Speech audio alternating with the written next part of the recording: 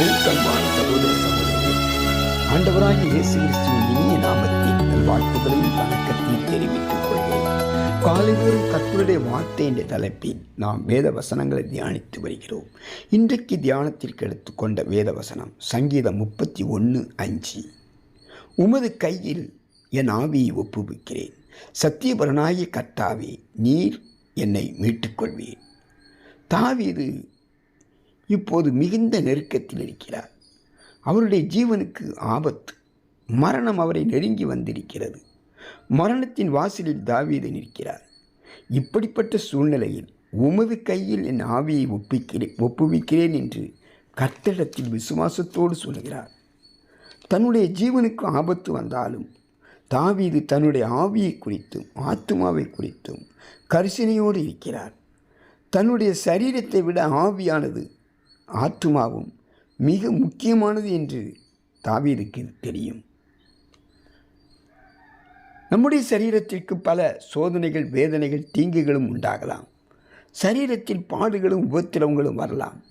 சரீரம் கஷ்டப்படும் போது நாம் நம்முடைய ஆத்துமாவை குறித்து எச்சரிக்கையாக இருக்க வேண்டும். உலகத்தின் பிரகாரமான காரியங்களில் நாம் நெருக்கப்படும் போது நம்முடைய ஆத்துமாவுக்கு நாம் முக்கியத்துவம் கொடுக்க வேண்டும். நாம் இந்த உலகம் முழுவதும் ஆதாயப்படுத்தி கொண்டாலும் நம்முடைய ஆத்துமாவை நஷ்டப்படுத்தினால் நமக்கு பேரிழப்பு உண்டாகும். நம்முடைய பொறுமையினால் நம்முடைய ஆத்துமாவை காத்துக்கொள்ள வேண்டும்.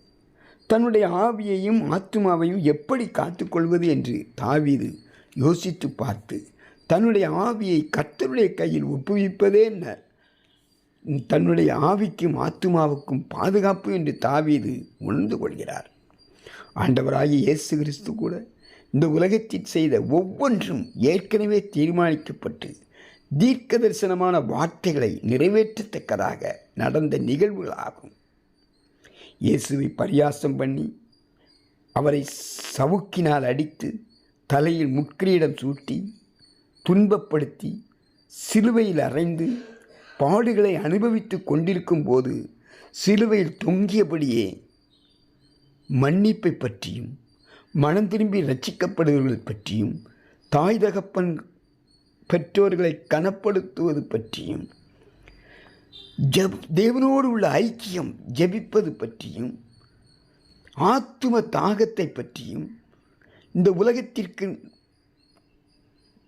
பிதாவின் சித்தத்தை செய்து முடித்ததை பற்றி எல்லாவற்றையும் பேசிவிட்டு இறுதியாக பிதாவே, என் ஆவியை உமக்கு ஒப்புவிக்கிறேன் என்று சொல்லி ஜீவனை விட்டார். இந்த வசனம் நமக்கு எதை கற்றுக் கொடுக்கிறது? நாம் கடைசியாக செல்லப்போகிற இடம் எது என்பதை மிகவும் தெளிவாக்குகிறது. தம்முடைய மரணத்தின் மூலம் இயேசு இதை வெளிப்படுத்தி இருக்கிறார்.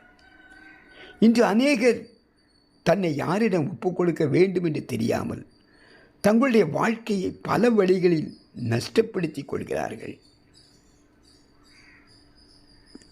இந்த இயேசுவிடம் நாம் ஒப்புக் கொடுக்கும்போது நமக்கு வாழ்க்கையில் வெற்றி உண்டு, சந்தோஷம் உண்டு, சமாதானம் உண்டு. உங்கள் வாழ்க்கையை இன்றைக்கு அவருக்கு ஒப்புக் கொடுப்பீர்களா?